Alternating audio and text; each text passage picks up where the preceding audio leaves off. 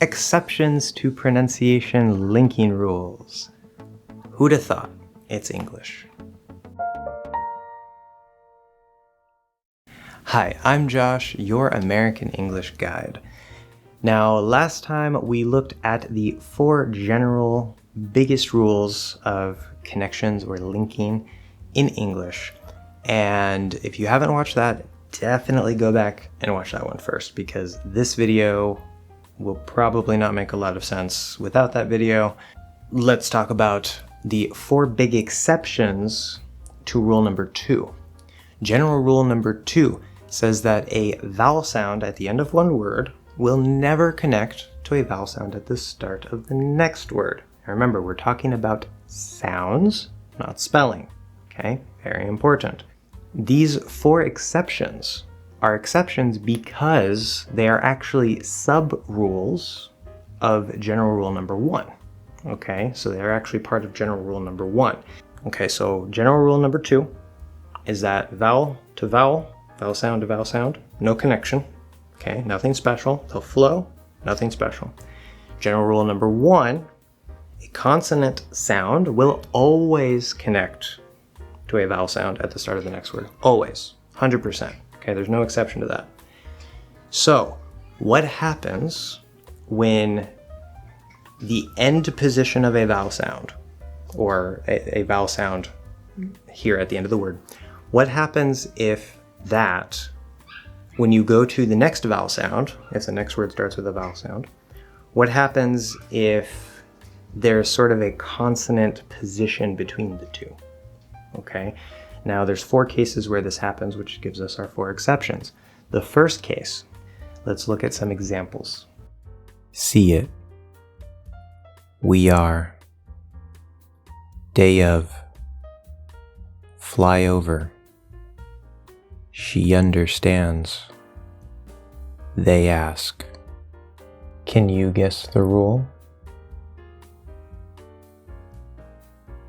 If a word ends with the E sound, the first vowel, or the I sound, like it, the second vowel sound, and you move to any vowel, so the next word starts with any vowel sound, not letter, sound, what will happen is you will get a small Y, a small Y sound between the 2 words that connects them. Now the reason this happens is because E and also I are so close up here to the top, and the Y consonant sound, the Y, is kind of just right here. Okay, it's just a little bit behind the E, and so when you leave the E or the I, we sort of get a little bit of that Y sound, but it's not a full Y sound. Let's take a closer look at some of the examples. See it. See it.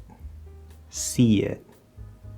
Okay, so even if we go from E to I, those 2 themselves, we will get a small Y sound.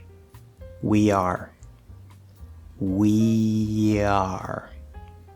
We are. Day of. Day of. Day of. Fly over. Fly over. Fly over.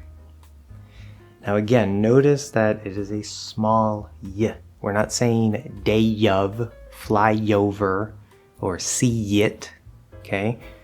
So don't do that. We talked a little bit about this when we talked about the diphthong sounds, especially with the R-colored diphthongs. So this shouldn't be completely new if you watch those videos, but we get the same thing happening here with a small little Y sound. Now, the second exception, let's look at some examples. Go under. Who is. How are. So even. Now at. Can you guess the rule? So just like E and I are close to Y, the end of O and the end of Oo are very, very close to the W sound. It's not a full W, and I may have talked about this before in previous videos, but when you say W, w, it's very, very tight, very closed, w. That's a sound that many of you will probably have problems with, and we'll talk about that later in this course. But the end position for O and U is almost at the W. O, U, w, O, U, w. Okay? So, guess what happens? Well, if you go from an O or an U sound at the end of one word, and the next word starts with a vowel sound, what's going to happen? You're going to get a small W, a small W sound. Again, very important, not a full W sound, a small little W sound. Let's take a closer look at some of the examples. Go under, go under, go under. Who is, who is, who is. Now notice who is spelled with a W sound at the start, but there's actually no W. It's H and U. Who, okay? Who is. How are, how are, how are. Okay, that W is very clear, but if I were to say a full W, how are, it's a little too much, okay? And how is spelled with a W at the end, but that's the diphthong ow. There's no actual consonant W sound there, it's just spelling. But when we go from how to R, or some other vowel sound at the start of the next word, we will get the small W sound. Okay? This is one reason things can be so confusing, because you see a W and you want to make a W, but if you make a full W, it's not going to work. Now, I will note that for this particular exception, you technically don't have to do this. There's a more unclear, lazy way, which you can say like go under, go. Instead of doing a full O, you can say go under, go under. Let's move on to exception number 3. Now, we've seen that E or I will create a small I between the two words if the next word starts in a vowel sound. O and U will create a small W, a small W sound between two words if the next word starts in a vowel sound. Let's see, do we have any other cases like that, where we have sort of a consonant sound or consonant-like position that is sort of attached to a vowel sound? Well, what about the vowel Let's look at some examples. Power up, fire at, hear it, far out, you're on. Can you guess the rule? Now we know that the vowel and the consonant are the same sound, right? It's just the vowel is a little longer.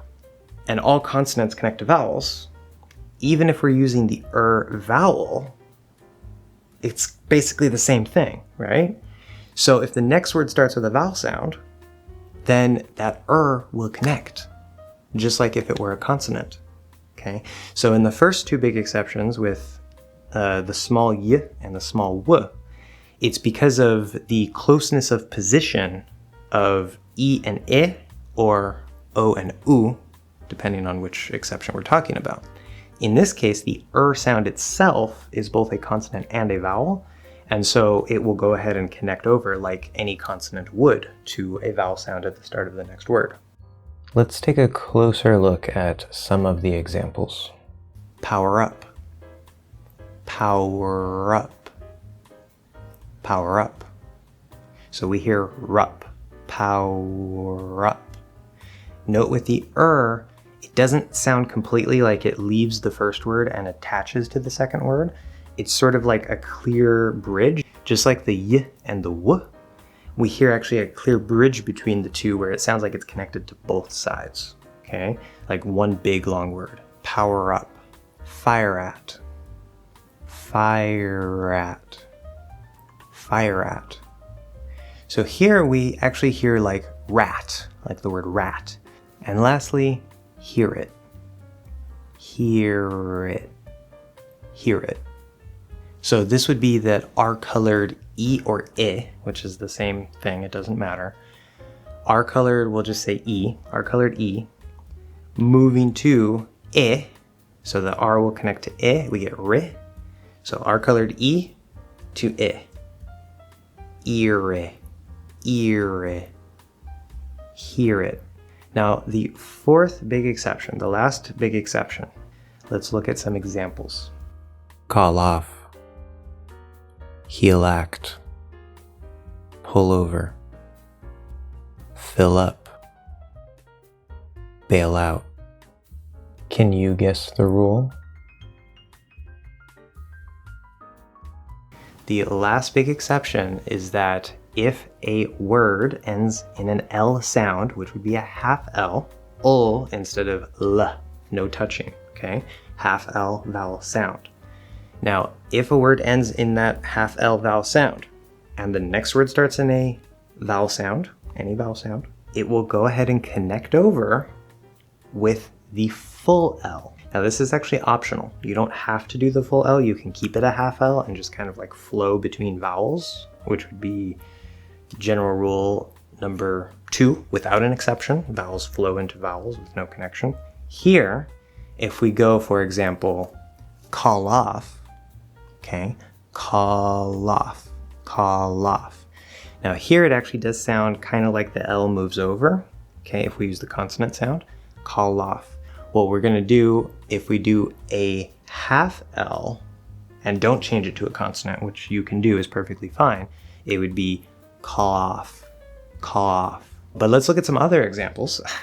And we're going to do both full L connection and half L not connection, where they just flow into each other. Heel act, heel act. If we do a half L, heel act, heel act, heel act. Okay, instead of heel act. Okay, again, you might not hear much of a difference, but there is a difference there. Pull over, pull over. Or with a half L vowel sound, pull over, pull over. Okay, as compared to pull over. Okay, you hear that low, lover.